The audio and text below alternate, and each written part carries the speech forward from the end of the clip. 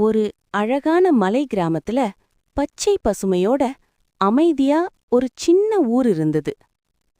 அந்த ஊர்ல ஒரு சின்ன பையன் இருந்தான்.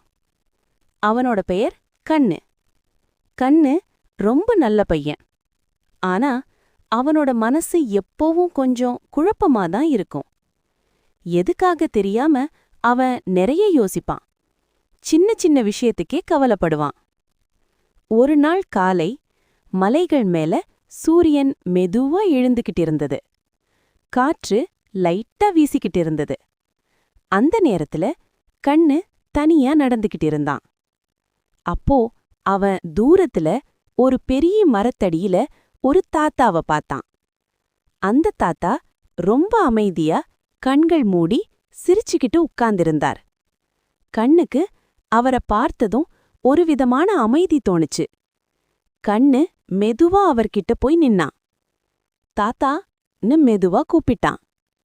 தாத்தா கண்கள் திறந்தார். அதே சிரிப்போட. என்ன கண்ணுன்னு கேட்டார்.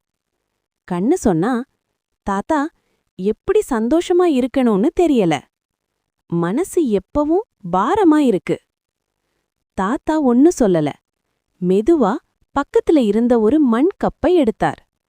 அதுல சுத்தமான தண்ணி இருந்தது. இத குடி கண்ணுன்னு சொன்னார். கண்ணு தண்ணி குடிச்சான். குடிச்சிட்டு தாத்தாவ பார்த்தான்.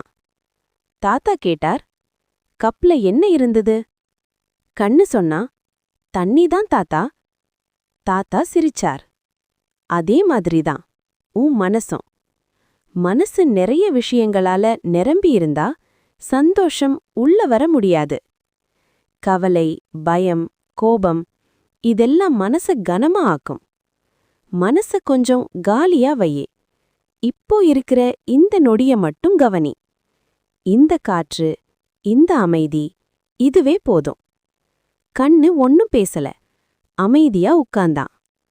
அவனோட மூச்சு மெதுவா சீரா போக ஆரம்பிச்சது. மனசுக்குள்ள இருந்த பாரம் கொஞ்சம் கொஞ்சமா குறைஞ்சது. கண்ணு மெதுவா கண்கள் திறந்தான். அவன் முகத்துல ஒரு சின்ன சிரிப்பு.